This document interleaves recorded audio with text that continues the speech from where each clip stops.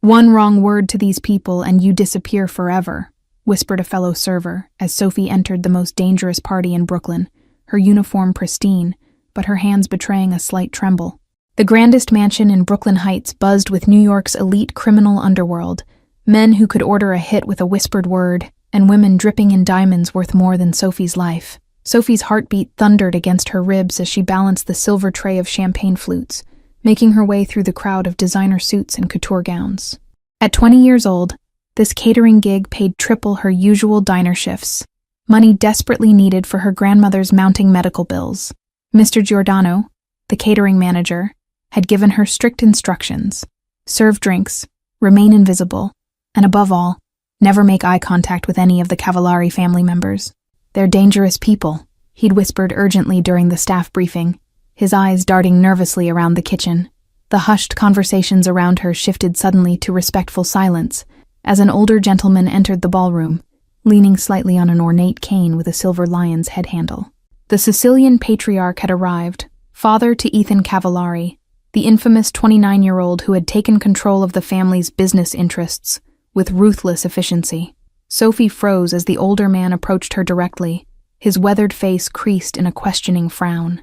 Her tray trembled dangerously, champagne sloshing against crystal as he gestured impatiently toward her, speaking rapidly, in what appeared to be heavily accented Italian.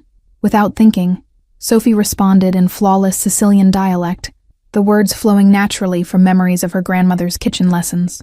"Mi scusassi, signor Cavallari, è un onore essere stasera," she said softly, offering him a respectful half-curtsy that nearly upset her tray. The room fell deadly silent, faces turning toward her, with expressions ranging from shock to calculation to outright hostility. She realized her catastrophic mistake instantly. She'd revealed herself as someone who understood their most private conversations, recognized their patriarch, and spoke their ancestral tongue. Mr. Giordano appeared beside her, face ashen, attempting to steer her away. "I'm so sorry, Mr. Cavallari. She's new. She doesn't understand," he began, but the old man silenced him with a single raised finger, studying Sophie with keen interest. "Where did you learn to speak the old dialect, girl?" he asked in accented English, his voice surprisingly gentle despite the intensity of his gaze. "Few Americans, even those with Sicilian heritage, speak it with such authenticity." Before Sophie could formulate a response that wouldn't further endanger her position, a commanding presence materialized at the patriarch's side, Ethan Cavallari himself. Tall and imposing in a perfectly tailored black suit, his reputation for calculated violence preceded him throughout Brooklyn's underworld. "Is there a problem with the staff, father?" Ethan asked, his voice deceptively soft, as his dark gaze swept over Sophie with clinical assessment. Something shifted in his expression when their eyes met, a flicker of interest quickly masked by professional detachment. The patriarch's weathered face broke into an unexpected smile as he switched back to rapid Sicilian dialect, telling his son something that made Ethan's eyebrows rise fractionally. Sophie understood every word, but kept her expression carefully neutral, years of hiding her linguistic abilities surfacing instinctively. "Miss, my father would be honored if you would join our table," Ethan translated unnecessarily, the slight quirk of his mouth suggesting he suspected she understood perfectly. "It seems you've impressed him, which is unusual." Mr. Giordano was signaling frantically from across the room, drawing his finger across his throat in the universal gesture of "stop immediately." But the Cavallaris weren't making a request. They were giving an order disguised as an invitation. "I'm working, sir," Sophie replied carefully, balancing her tray in increasingly sweaty hands. "Your guests need service, and I can't abandon my position without permission from my supervisor." The patriarch laughed, a warm, genuine sound that seemed out of place in the tense atmosphere. He switched to English and addressed the room. "My son hosts this celebration for my 70th birthday, yet the most authentic gift comes from an unexpected quarter, a simple waitress who speaks our village dialect."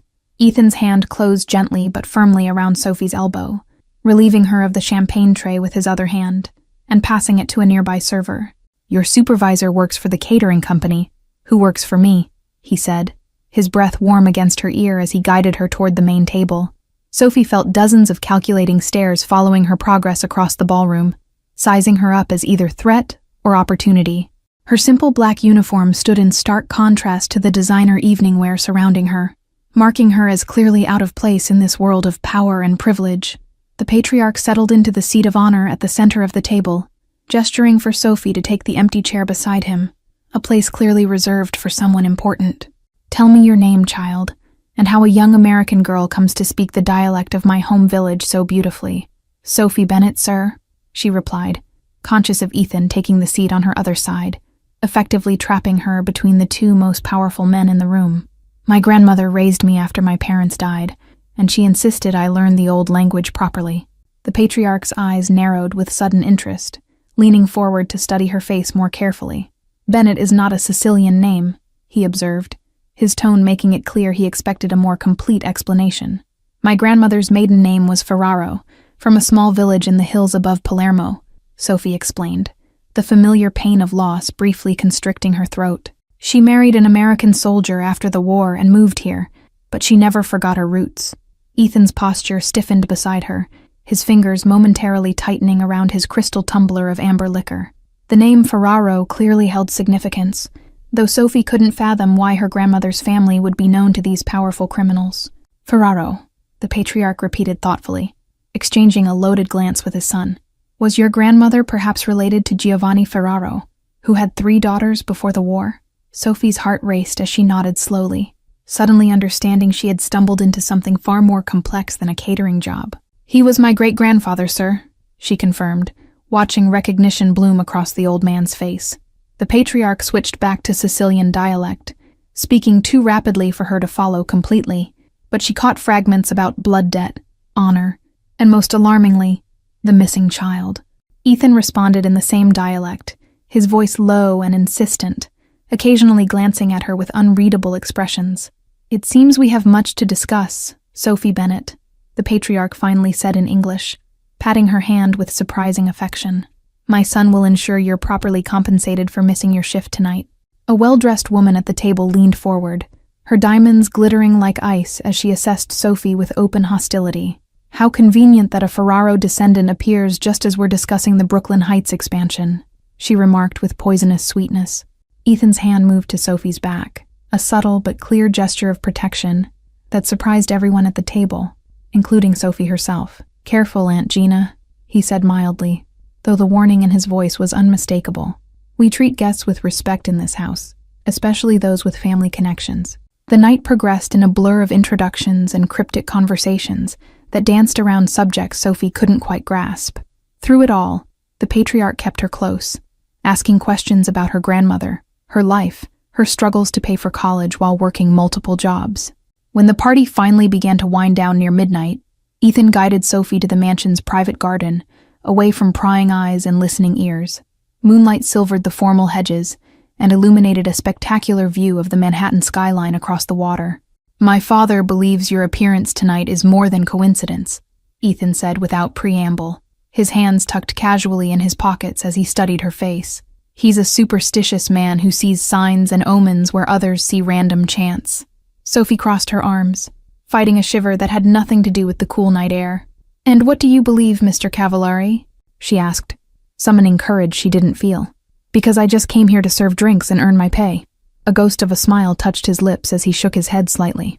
"I believe in calculated risks and verifiable facts," he replied, stepping closer until she could smell his expensive cologne. "Which is why I had you thoroughly investigated during the party." Sophie's breath caught in her throat, indignation warring with fear. "You had no right," she protested, taking an instinctive step backward. "My life is none of your business, regardless of who my grandmother was. It became my business the moment you spoke to my father in perfect Sicilian dialect," Ethan countered, his voice remaining soft despite the intensity of his gaze.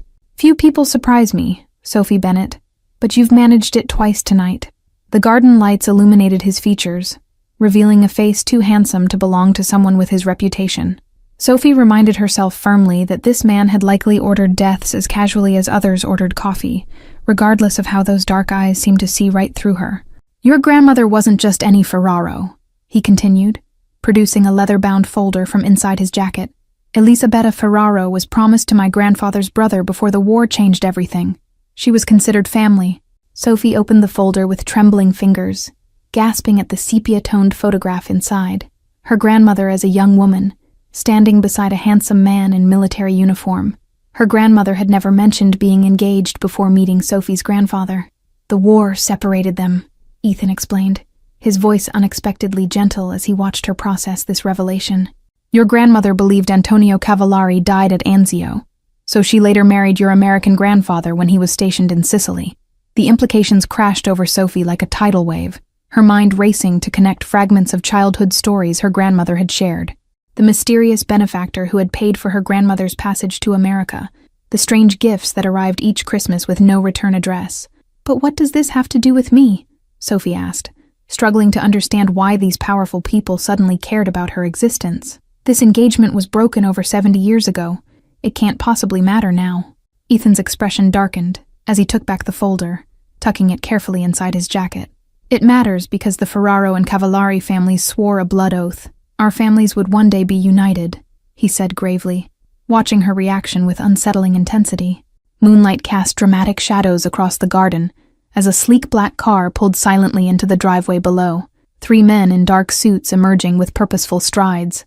Sophie didn't need criminal connections to recognize the silent threat they represented. The Rizzi family, Ethan said quietly, following her gaze to the new arrivals. Our main business rivals in Brooklyn, and they're not here for the celebration. My father's birthday always brings out those testing our defenses. Sophie suddenly understood the precarious position she occupied. A civilian accidentally thrust into a dangerous world of rival families and old vendettas.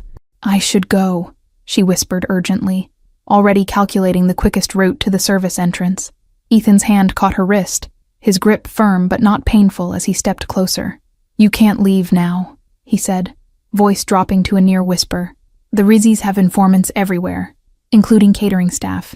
If they learn about your connection to my family, you'll become a target. The garden door opened as the patriarch stepped outside, accompanied by 2 bodyguards who positioned themselves discreetly among the topiaries. His weathered face looked grim in the moonlight as he approached Sophie and his son. They know, he said without preamble, his accent thickening with evident concern.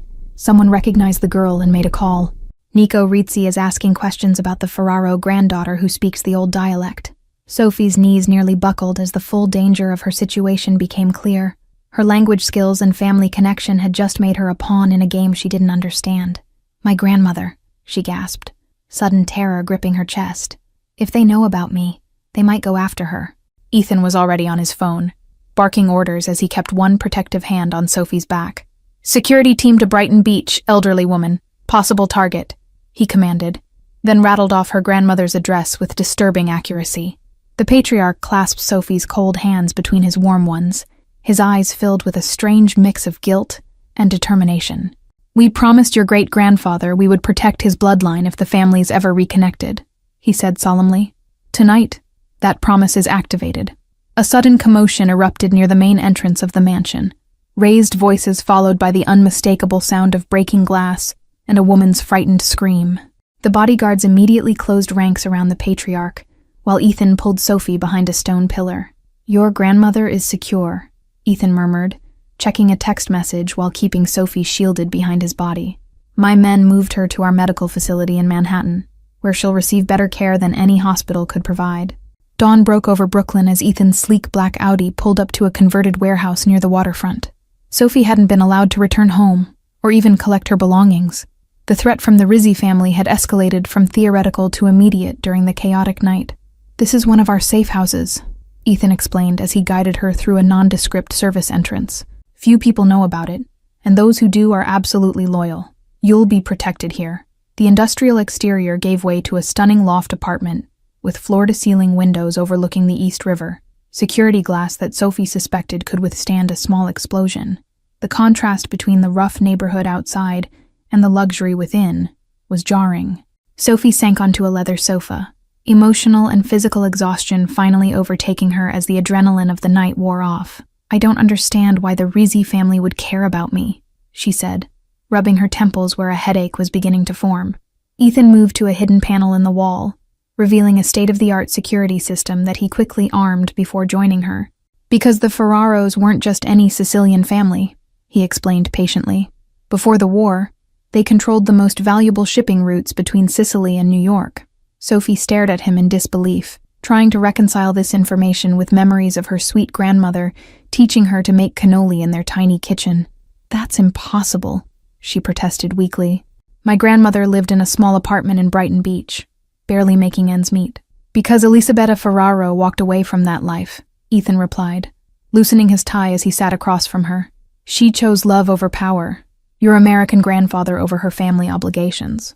Not everyone approved of her choice." Morning light filtered through the windows as a knock at the door announced the arrival of breakfast and, more importantly to Sophie, clean clothes. A kind-faced older woman introduced herself as Rosa, apparently the housekeeper who managed Ethan's various properties. "You look just like your grandmother when she was young," Rosa remarked, as she set down a tray of coffee and pastries. "I recognized you immediately at the party, even before you spoke the old dialect. The Ferraro eyes don't change through generations." Sophie accepted the coffee gratefully, the rich aroma momentarily grounding her in something normal amidst the surreal situation. "How do you know my grandmother?" she asked, noticing how Rosa and Ethan exchanged a significant look. "Rosa was my mother's closest friend," Ethan explained, an unexpected softness entering his voice. "And before that, she was your grandmother's childhood friend in Sicily. When we realized who you were, Rosa confirmed it."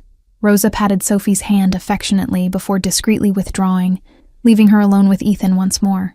The silence stretched between them, filled with unspoken questions and complications that seemed to multiply with each passing hour.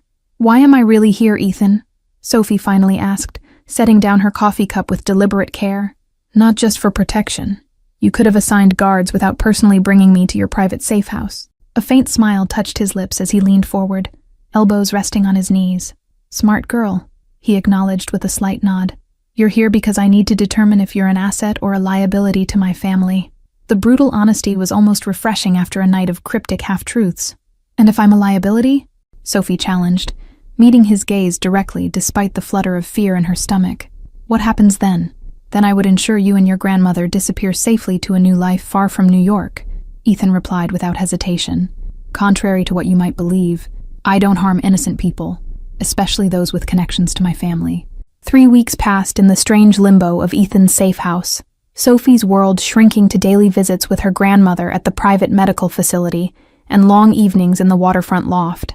Her previous life, the diner job, her community college classes, seemed impossibly distant. Rosa became Sophie's unexpected ally, sharing stories about Sicily that filled in the blanks of her family history, while teaching her traditional recipes that her grandmother had simplified for American kitchens. "Your hands remember the old ways," Rosa observed approvingly. The sound of the security system disarming announced Ethan's return each evening, his dangerous reputation increasingly difficult to reconcile with the man who brought gelato from her grandmother's favorite shop or sat patiently explaining complex chess strategies when she couldn't sleep. The Ferraro and Cavallari families were once partners, not rivals, Ethan explained one evening as they shared dinner on the rooftop terrace. "Your great-grandfather Giovanni and my grandfather Salvatore built their import business together after immigrating to America in the 1920s. Sophie twirled pasta around her fork, processing this new information about her family's past. "But something happened to make them enemies?" she prompted, beginning to understand that her present danger was rooted in decades-old conflicts. Ethan's expression darkened as he refilled their wine glasses, the city lights creating a glittering backdrop behind him. "The business partnership ended when the Rizzi family orchestrated a warehouse explosion that killed your great-uncle and my grandfather's brother, the man your grandmother was to marry." The pieces of the puzzle were finally connecting, revealing a complex tapestry of business rivalries, family tragedies, and broken alliances that had somehow culminated in her serving drinks at a birthday party. "And now the Rizzis think I represent a reunion of the Ferraro and Cavallari interests," she concluded. A genuine smile briefly transformed Ethan's usually guarded expression. "You catch on quickly," he observed, studying her with evident approval.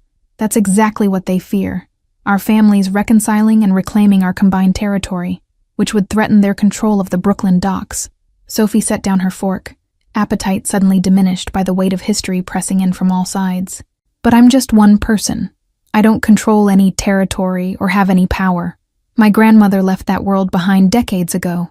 Power takes many forms," Ethan replied cryptically, his dark eyes reflecting the city lights. "The old families respect bloodlines and historical claims.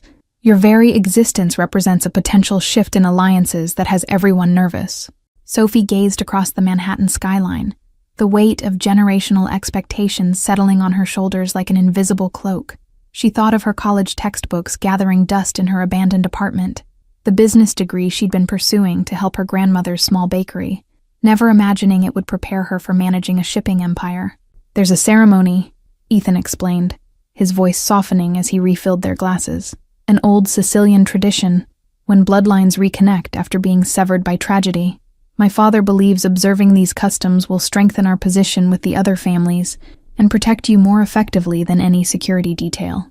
The elaborate ritual he described, involving blessed wine, ancient oaths spoken in dialect so old few could still understand them, and the exchange of family heirlooms, seemed to belong in a historical novel rather than modern Brooklyn. Yet Sophie had seen enough in recent weeks to understand that these traditions carried genuine power in their world. Her fingers unconsciously traced the small gold medallion she'd worn since childhood, a gift from her grandmother that bore a curious crest she'd never recognized. Ethan's eyes followed the movement, recognition flaring in his expression as he gently took her hand to examine the medallion more closely. "The Ferraro family symbol," he confirmed quietly. "Your grandmother never truly left her past behind." The door to the rooftop terrace burst open as one of Ethan's security team emerged, his expression urgent. "We have a situation, boss," he reported tersely. "Someone accessed the hospital security system. They've located the grandmother's room." Sophie was already on her feet, heart hammering against her ribs, as Ethan issued rapid-fire orders into his phone. "Get the car," he commanded the security guard, then turned to Sophie with surprising gentleness. "We'll reach her in time, I promise." The hospital corridor stretched endlessly before them, as they raced toward the private wing where her grandmother had been recovering. Sophie's mind filled with horrible possibilities, her sweet grandmother caught in the crossfire of a vendetta that predated her birth. When they finally reached the room, Sophie nearly collapsed with relief at the sight of her grandmother sitting calmly in bed, working on a crossword puzzle while 2 armed guards stood vigilant at her door. The attack had been thwarted before it began. "Someone leaked her location," Ethan growled, his voice deadly quiet as he studied the security footage on his tablet. His fingers moved rapidly across the screen, rewinding and advancing through various camera angles from the hospital corridors. Sophie sat beside her grandmother, their hands intertwined as the elderly woman dozed peacefully, unaware of how close danger had come. The attempted breach had shaken Sophie to her core, transforming abstract threats into terrifying reality. "There," Ethan said suddenly, freezing the footage on a frame showing a familiar face entering a restricted security area. "Carlo Bernardi, my cousin and our family's accountant. He's been with us for 15 years. The betrayal struck deeper because Sophie had met Carlo at several family gatherings over the past weeks, finding him charming and seemingly devoted to the Cavallari business. He had even brought flowers for her grandmother during a hospital visit. "Why would your own cousin work with the Rizzis?" Sophie asked, struggling to understand the complex web of loyalties and betrayals surrounding her. "He seemed genuinely committed to your family's interests." Ethan's expression hardened into something cold and calculating that reminded Sophie sharply of his reputation. "Money, most likely," he replied, already typing rapid instructions to his security team. "Or perhaps leverage. The Rizzis may have something on him." 6 hours later, Sophie watched from behind one-way glass as Ethan confronted his cousin in a sparse interrogation room beneath the warehouse. Carlo's designer suit was rumpled, his previous confidence replaced by naked fear as he faced the consequences of his treachery. "I never meant for anyone to get hurt," Carlo stammered, sweat beading on his forehead despite the room's cool temperature. "They just wanted information about the girl, why she matters so much to your father." Sophie's stomach twisted as she realized how thoroughly her presence had destabilized the delicate balance of power in Brooklyn's criminal hierarchy. Lives were now at risk because of connections she hadn't known existed a month ago. Ethan remained unnervingly calm as he circled his cousin, hands clasped behind his back in a posture that somehow made him appear more dangerous than any obvious threat could have. "You accessed private medical records, disabled security protocols, and sold the information to Nico Rizzi." Carlo's eyes darted desperately around the room, seeking escape or mercy where none existed. "The Ferraro girl is just a waitress," he protested, voice rising in panic. "Why risk everything over someone with no real connection to our business?" "That's where you're wrong," Ethan replied softly, sliding a document across the table. a DNA test comparing Sophie's genetic markers with those of the Ferraro bloodline. She's the last direct descendant of Giovanni Ferraro's eldest daughter. The revelation sent a chill down Carlo's spine as he stared at the document, understanding dawning on his face. The Ferraro bloodline wasn't just respected, it was revered among the old families for their innovation in creating untraceable shipping routes during Prohibition, routes that had made fortunes and cemented power for generations. She has the Ferraro ledger, Ethan continued, his voice barely above a whisper, yet somehow filling the entire room. Her grandmother entrusted it to her before we moved them to safety. Coordinates, contacts, and codes that haven't been used in decades, but remain valid. Carlo's face drained of color at the mention of the legendary ledger, a book whispered about in criminal circles but believed lost during the post-war chaos. If the Rizzis knew of its existence, they would stop at nothing to possess it, explaining their increasingly desperate attempts to reach Sophie. Sophie watched through the glass, her mind reeling with questions about this ledger she supposedly possessed. Her grandmother had given her an old, leather-bound book, filled with what appeared to be poetry and recipes, insisting she keep it close. Could that ordinary family heirloom be what these dangerous men coveted? Sophie pressed her hand against the glass, shocked by this revelation and its apparent significance. No one had mentioned taking her DNA, though she recalled a doctor at the medical facility swabbing her cheek during what she'd thought was a routine examination. The Ferraro territories legally passed to her. Ethan continued implacably, tapping the document with one finger. Territories that have been managed by the Rizzi family since her grandmother left Sicily. Managed, but never owned. Carlo's expression transformed from fear to calculation as he processed this information, clearly reassessing his position in light of these new revelations. If I help you secure those territories against Rizzi interference, perhaps my indiscretion could be forgiven. The family patriarch entered the interrogation room with surprising agility for his age, his weathered face set in lines of profound disappointment as he regarded his nephew. Family loyalty cannot be bargained for, Carlo, he said heavily. It exists, or it does not. 2 months after her accidental entry into the Cavallari world, Sophie found herself standing beside Ethan on the Brooklyn docks, watching dawn break over Manhattan's skyline. Workers unloaded shipping containers under the watchful eyes of security personnel, bearing the Cavallari crest. My father has transferred control of all Ferraro assets to your name, Ethan explained, handing her a leather portfolio containing legal documents with official seals. It's your birthright, though what you choose to do with it is entirely your decision. Sophie leafed through the papers with trembling fingers, overwhelmed by the implications of owning shipping routes, warehouses, and import licenses worth millions. Her simple life had vanished like morning mist, replaced by responsibilities she never sought. The Rizzis won't accept this, she said quietly, instinctively understanding that signing these documents would make her a permanent target. They've controlled these assets for decades. They won't simply walk away because of paperwork. Ethan's shoulder brushed against hers as they stood watching the harbor activity, the casual contact sending unexpected warmth through her, despite the gravity of their conversation. No, they won't, he agreed grimly, which is why today's meeting is so crucial. For weeks, Ethan had been negotiating a sit-down with Nico Rizzi, the volatile heir to the rival family's empire. The meeting would take place on neutral territory, a renovated church converted to a restaurant in Brooklyn's historic district, with representatives from all 5 borough families as witnesses. Remember what we discussed, Ethan murmured as they walked toward the waiting car. Show no fear, make no apologies for claiming what's rightfully yours, and never turn your back on Nico. He's unpredictable even by our standards. The restaurant's private dining room hummed with tense conversation that abruptly ceased when Sophie entered on Ethan's arm. 12 men rose from their seats, expressions ranging from curiosity to outright hostility as they assessed the woman at the center of the brewing conflict. Nico Rizzi sat at the far end of the table, a man in his 40s with cold eyes and a surgically precise smile that never reached them. So, this is the waitress who speaks Sicilian, he remarked in English, deliberately ignoring protocol by not standing. Hardly seems worth disturbing decades of peaceful business arrangements. Sophie straightened her spine, channeling her grandmother's quiet dignity as Ethan guided her to her seat. I didn't choose my bloodline, Mr. Rizzi, she replied evenly, meeting his gaze without flinching. Just as I didn't choose to become a target for your men. The meeting deteriorated rapidly after preliminary courtesies were exchanged, Nico's veneer of civility cracking as documents were presented establishing Sophie's claim to the Ferraro assets. His face flushed with anger as he slammed his fist against the polished table. "This is nothing but a power grab by the Cavallaris," Nico shouted, ignoring the mediating attempts of the other family representatives. Using some waitress with convenient Sicilian language skills to reclaim territory they lost fair and square decades ago.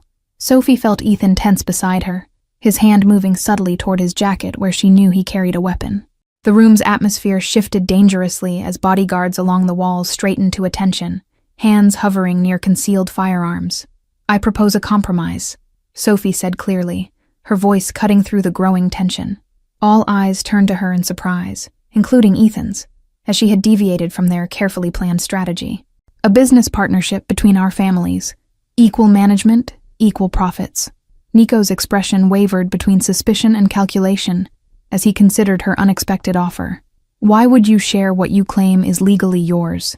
he asked, eyes narrowed as he sought the trap.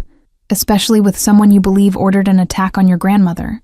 Before Sophie could respond, the restaurant's doors burst open, and armed men flooded the room, their weapons trained not on the Cavallari contingent, but on Nico Rizzi himself. Federal agents in bulletproof vests moved with practiced efficiency, securing exits and disarming bodyguards. "Nico Rizzi, you're under arrest for conspiracy, racketeering, and attempted murder," announced a severe-looking woman in an FBI windbreaker, producing a warrant as her team secured the stunned crime boss. "We have recorded evidence of your orders regarding Elisabetta Ferraro." 1 year later, Sophie stood in the gleaming headquarters of Ferraro Cavallari Imports, watching ships move across the harbor from her corner office window. The merger of the two family businesses had transformed their operations, legitimizing previously shadowy enterprises into a respected international shipping corporation. Her grandmother sat in a comfortable chair nearby. Her health improved dramatically once she'd been moved to the penthouse apartment she now shared with Sophie. The old woman's eyes sparkled with pride as she watched her granddaughter navigate her new role with confidence. "Your great-grandfather would be proud," she remarked in Sicilian, her accent still perfect despite decades in America. "You've brought the family business back to its original purpose, legitimate trade between our two homelands." The office door opened as Ethan entered, his customary black suit replaced by a more approachable charcoal gray that still managed to convey authority. The past year had softened some of his harder edges, though Sophie knew he still maintained the connections and influence that kept their business operations running smoothly. "The Tokyo contracts are finalized," he announced, dropping a folder on Sophie's desk before leaning down to kiss her grandmother's cheek affectionately. "And your doctors have approved that trip to Sicily you've been planning."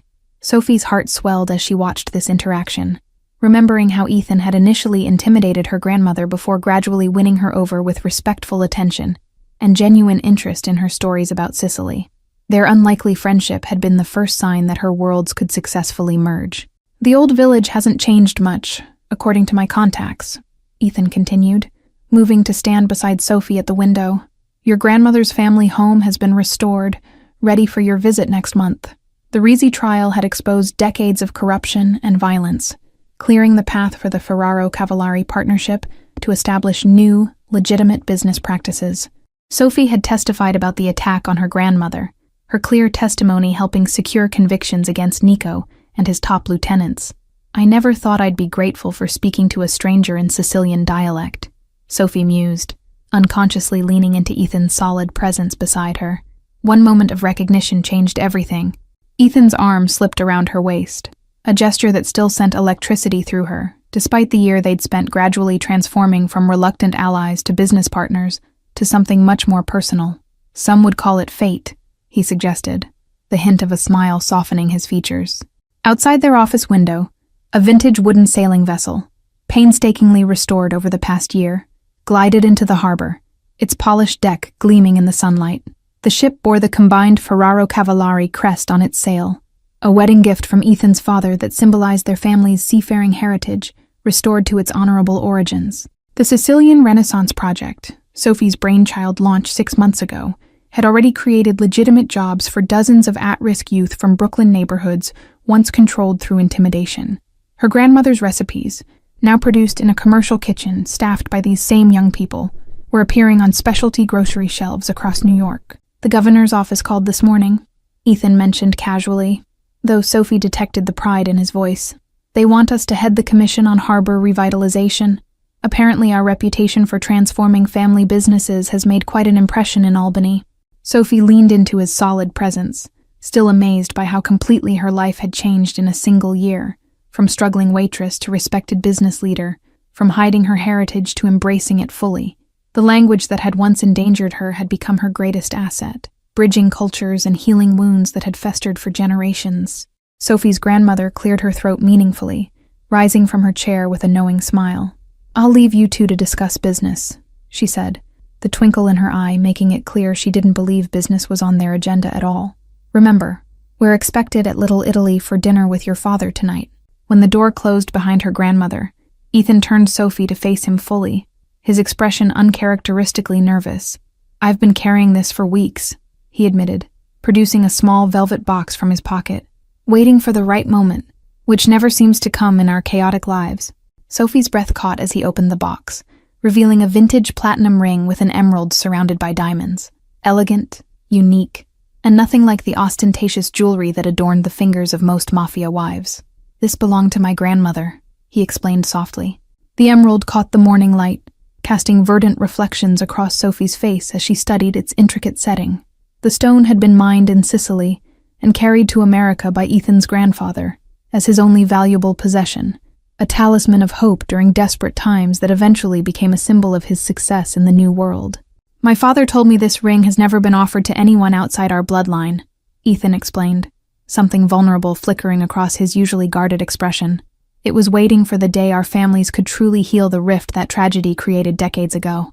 Sophie traced the vintage filigree work with trembling fingers, recognizing patterns similar to those etched into her grandmother's old silver hairbrush, Sicilian craftsmanship that connected their families across time and oceans.